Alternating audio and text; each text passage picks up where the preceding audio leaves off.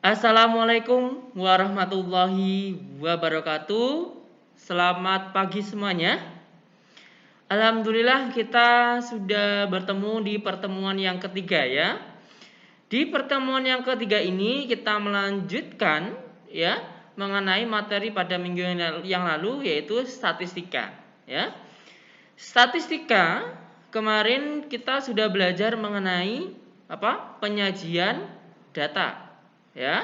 Kita sudah belajar mengenai penyajian data. Nah, kita akan hari ini kita akan belajar mengenai penyajian data dalam bentuk tabel ya. Kita akan membuat tabel. Tapi tabelnya berbeda. Ya, tidak tabel seperti ini. Namanya tabel distribusi frekuensi ya.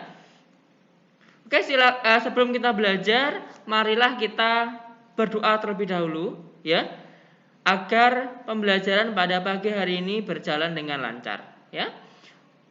Berdoa menurut agama dan kepercayaan masing-masing. Berdoa dimulai.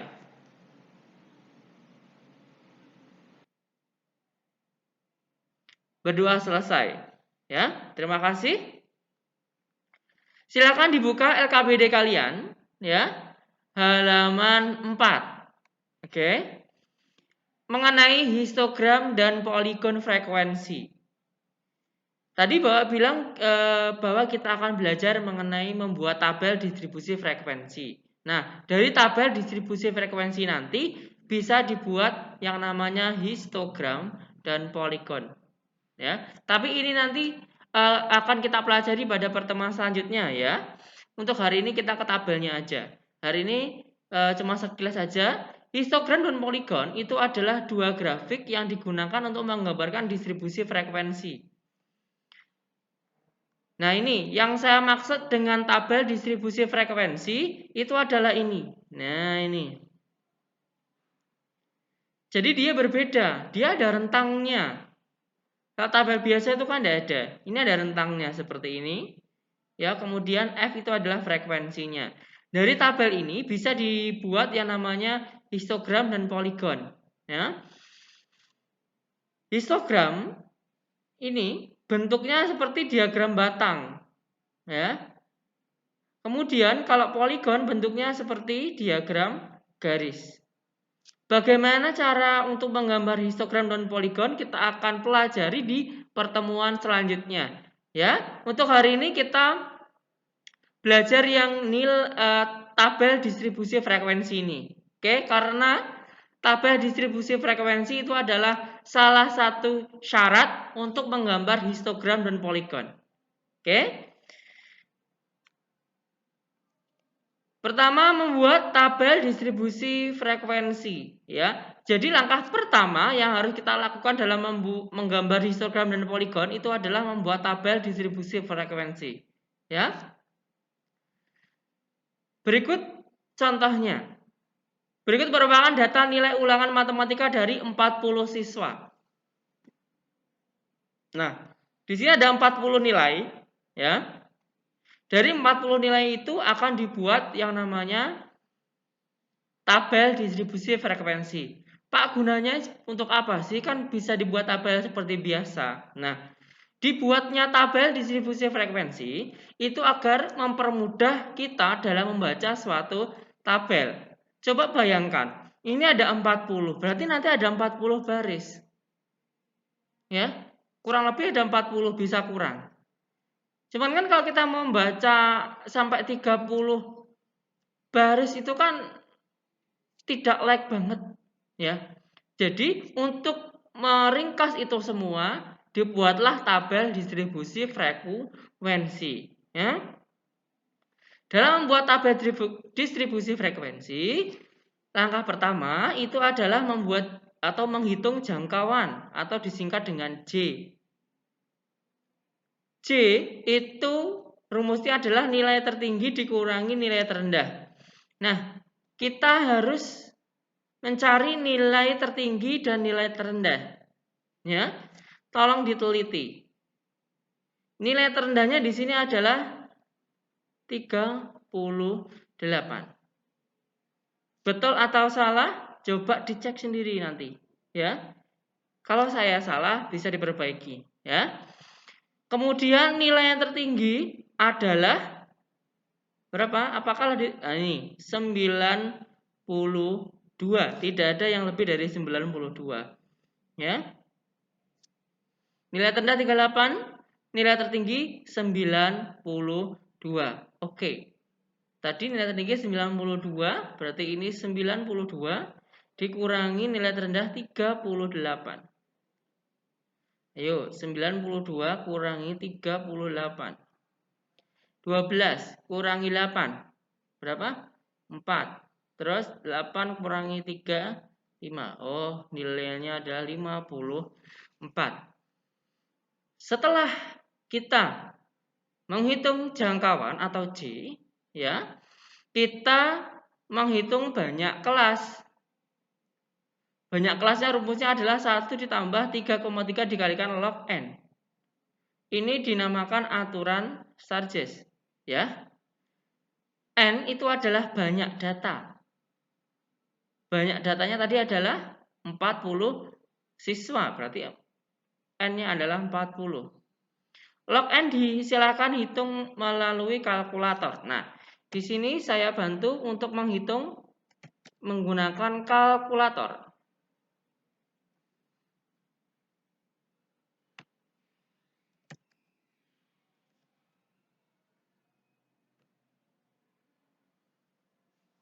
Pastikan kalian menggunakan kalkulator saintifik ya. Kalau menggunakan kalkulator biasa tidak bisa. Silakan kalau menggunakan HP kalian ya diubah menjadi saintifik ya. Tadi log 40 kita logkan 1,6. Oke, 1,6. Hitung, terus di sini 1,6. Kemudian 3,3 dikalikan 1,6. 3,3 dikalikan 1,6. 5,28. 5,28 ditambah 1 jadi 6,28. Nah ini. Bilangan, maaf ini bukan pecahan, silakan diganti desimal. Desimal ini yang koma-koma ini ya. Bilangan desimal silakan dibulatkan ke atas. 6, ya, dibulatkan ke atas jadi angka 7.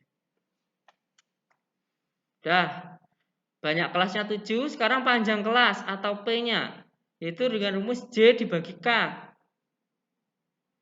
J-nya tadi 54. Kemudian K-nya adalah 7. 54 dibagi 7. 54 dibagi 7. 7,7. Dibulatkan ke atas juga jadi adalah 8. Bisa ya?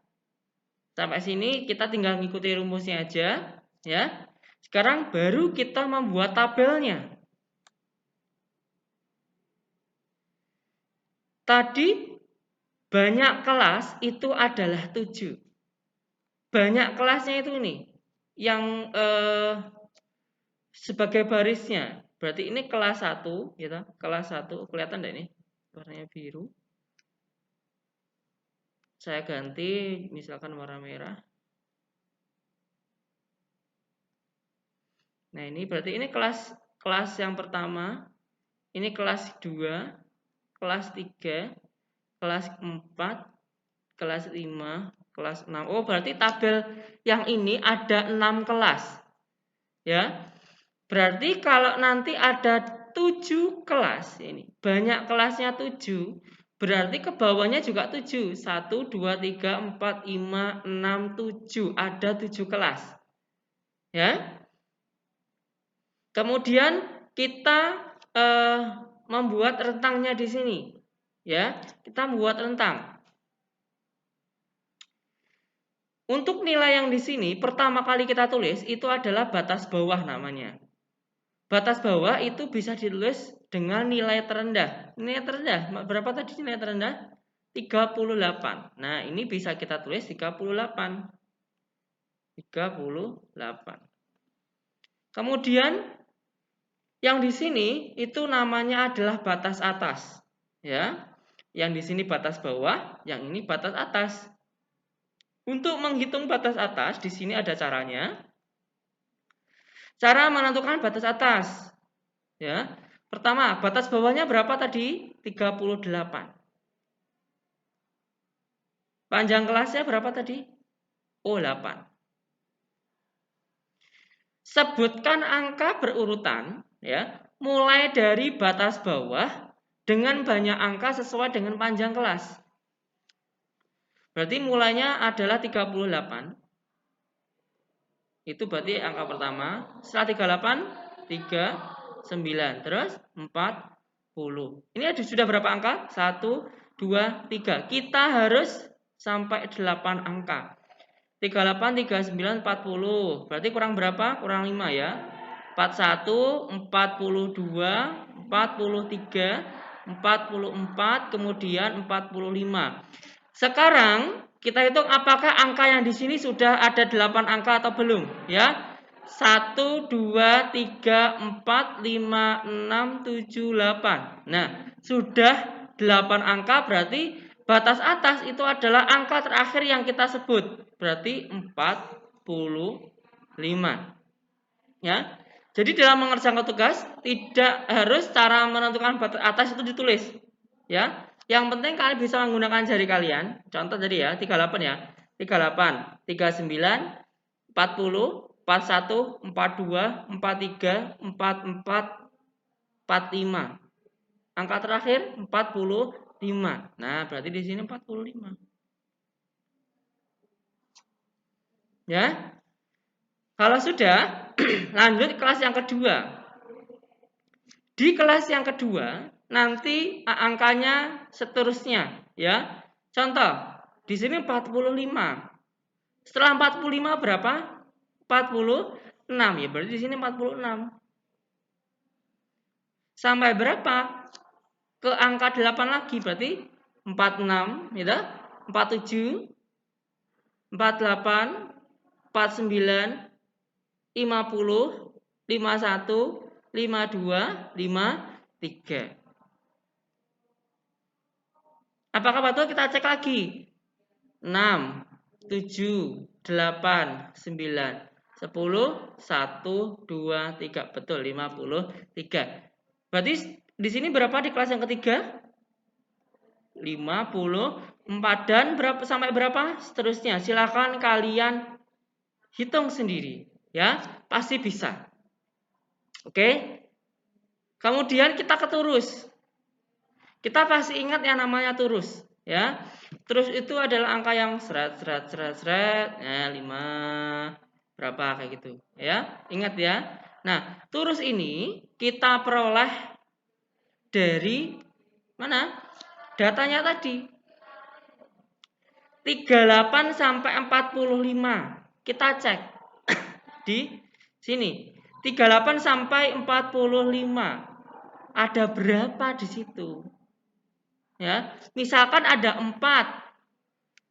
Ya, misalkan 38 sampai tadi berapa? 38 sampai 45. 38 sampai 45.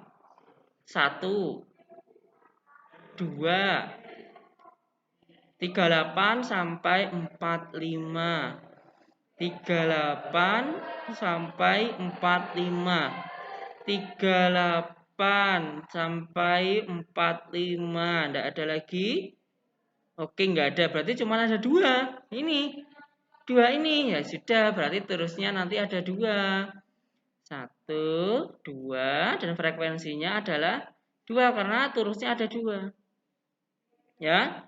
Sekarang 46 sampai 53. 46.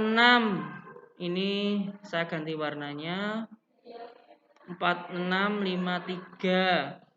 1, 46, 53. 46, 53. Hati-hati ya. 46, Nah ini 4653. 46 53. 46 53. 46 53. Nah ini 1 2 3 4 5 6 7 8. Oh ada 8, berarti terusnya juga ada 8. 1 2 3 4 5. Maaf.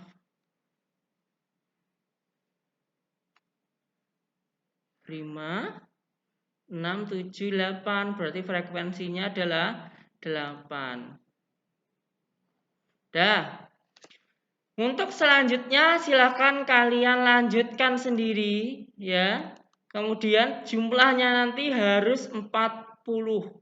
Karena tadi totalnya ada 40. Berarti kalau tidak 40 ada kesalahan dalam penghitungan turus ya. Di sini hati-hati. Nanti kalau ada yang kurang jelas bisa langsung ditanyakan di grup ataupun langsung kepada saya melalui WhatsApp ya. Tapi harus dicoba dulu, oke? Dan kalau ini semua sudah terisi, jadilah yang namanya tabel distribusi frekuensi, ya. Nah, sebagai latihan kalian di rumah, ya. Silakan kalian buka LKPD halaman 9. Ya. Di sini ada data nilai matematika. Silakan kerjakan yang A saja. B dan C di pertemuan selanjutnya. Ya, kerjakan yang A saja. Bisa ya?